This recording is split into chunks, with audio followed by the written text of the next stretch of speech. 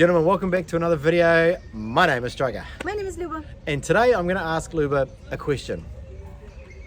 Luba, where are the ladies? This question. Okay.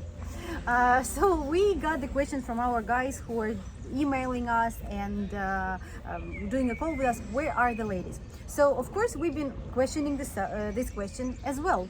I contacted our partners and asked them, can they please make a statistic about where the ladies are? Did they live? Did they stay in Ukraine? If they live, which countries and possibly cities they are in? And one of our partners made an incredible job. Like, she's always the best about like timetables, you know, different CRMs. Like, she would work good with you, and not like a red book. But anyway, like, so she contacted all of her database to see where the ladies. And another agency did it as well, and another agency did it like, you know, like not everybody, but just like by request. Like, of course, if you getting our rocket match and you choosing the ladies, we're definitely gonna tell you this lady in Ukraine, this lady in Germany, this lady there. But majority of the ladies, about 55 to 60% of the ladies are stayed in Ukraine.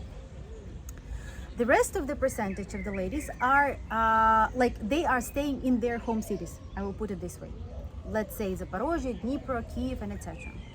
About 10-15% of the ladies moved to the western part of Ukraine, such as Lviv, but most of them went to Ivano-Frankivsk and Carpathian Mountains, because in the mountains it's very quiet, peaceful at the moment, and there was availability of renting places. Some Ukrainian companies, like if the people were working there, were renting places for people there, so some of the ladies moved there, and the rest moved somewhere in Europe.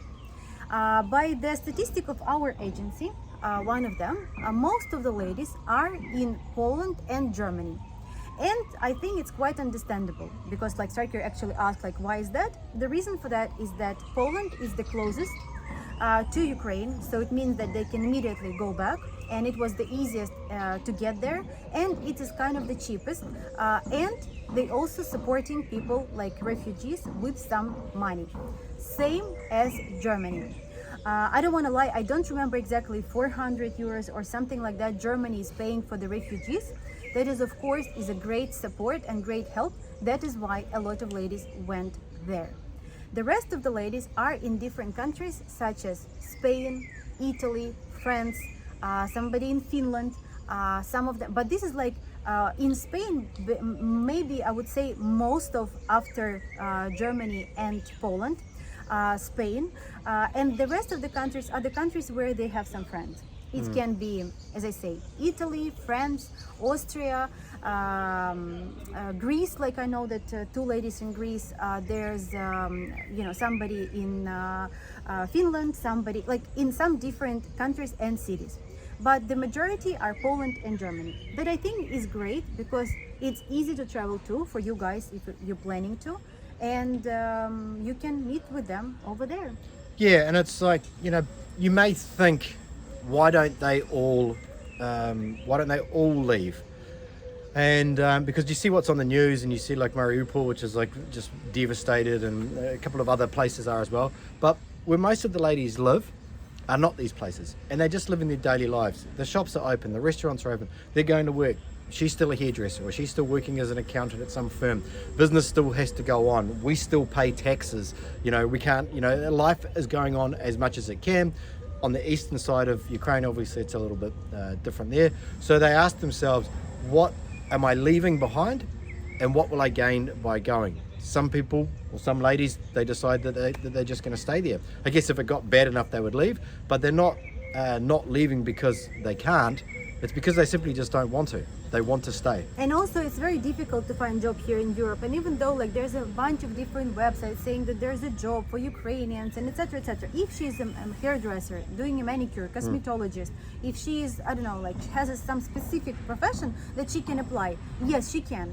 Yeah, she can work. But even like here, like we sometimes come to the park with the girls, and we have an incredible lady here who is doing like fitness.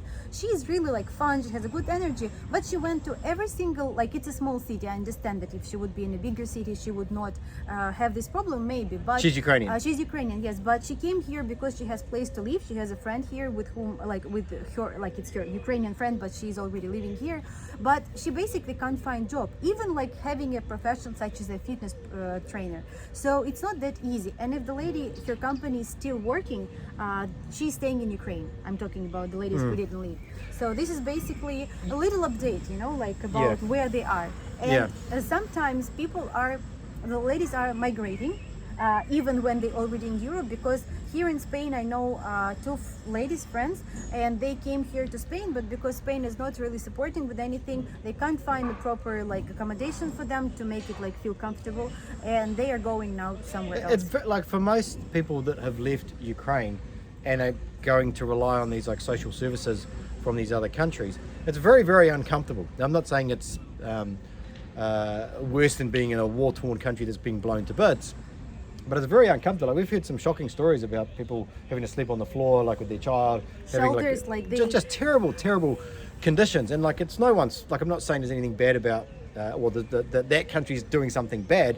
It's just that they can only do what they can do. And so for people to stay in Ukraine, it's much more comfortable. They can get up, they can have a shower, they can cook the food, they can go to the market, they can have their clothes, and they have their friends and family around them. So they've chosen to do it that way. But I was just thinking before, we've made videos in the past about guys that come over to Ukraine to date the women over there, and they choose ladies like doctors and lawyers and all these things. And we would always say, there's nothing wrong with choosing, a lady with that profession. Maybe you have a similar profession, but it's going to be difficult for her to get work in another country, as opposed to, say, the lady that does the nails or does the hairdresser and all that stuff, the beauty type stuff. She can just work kind of under the table. And now, when all this stuff has happened and all these people have left, they're the only ones. They're the ones that are making money. So it's kind of ironic from that sense. I don't know. I just thought I'd throw that in there anyway, but. And also in Ukraine, remember we did this video that Ukrainian ladies who doing the nails are not on the West, I think it's a cliche about that. Here, the ladies with the high education, just sometimes it's much easier for them to work for a couple of hours and make much more than the person who is working at the bank. So, yeah, well, I dated a woman for a while, and she was an accountant, but now she does makeup, because makeup for these photo shoots.